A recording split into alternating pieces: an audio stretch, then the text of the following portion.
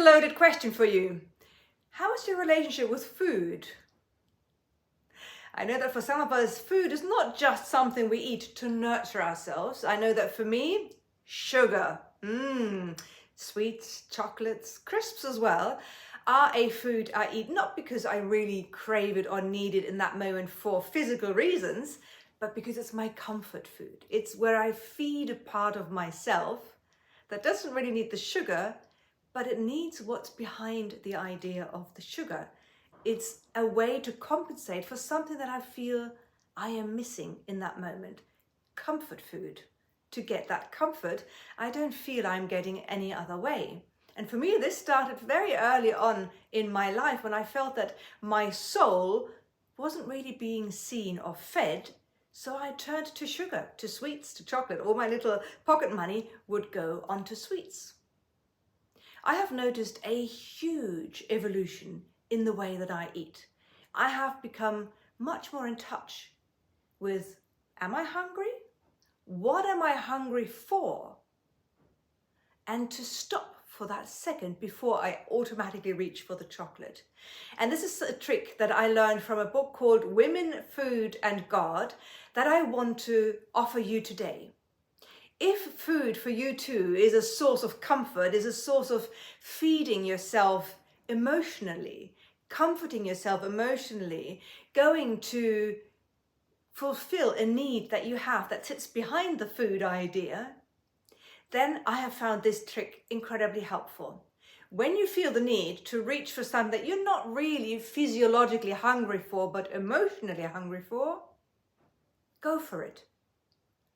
Stop being hard on yourself. Stop beating yourself up about it. Reach for that food and go for it.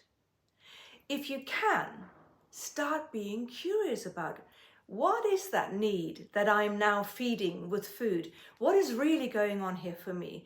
Without holding back from eating, go for it. You go for and eat for whatever you need in that moment.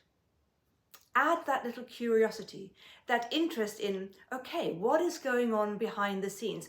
What's going on below the surface? What am I really feeling? And the next time you reach for the chocolate or the crisps or the wine or the cheese, again, go for it. Be gentle with yourself and ask yourself again, okay, I'm reaching again for that food. What is going on? What am I feeding? What am I not receiving in another way? And as you start practicing, just being curious in the moment of having that urge to comfort eat, that curiosity will start helping you become more aware of what's really going on. Start being more in touch with your emotional need.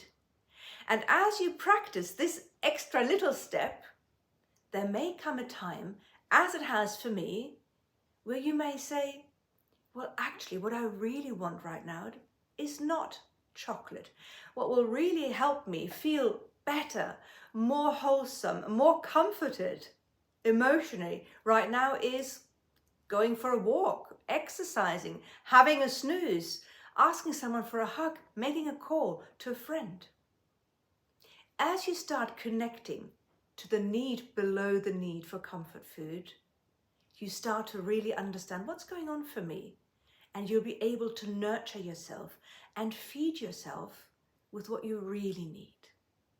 That has been true for me, and today I eat much less chocolate, much fewer sweets, much fewer crisps. I still do, and I love them, but now, today, it's more of a real enjoyment and not the need, because I have learned different ways to take care of my needs, to listen to myself, and to treat myself with kindness, love, and respect. So that's a trick for you. As you reach for that comfort food, start getting curious, being gentle with yourself, and then slowly start figuring out what you really need, and then start giving that to yourself.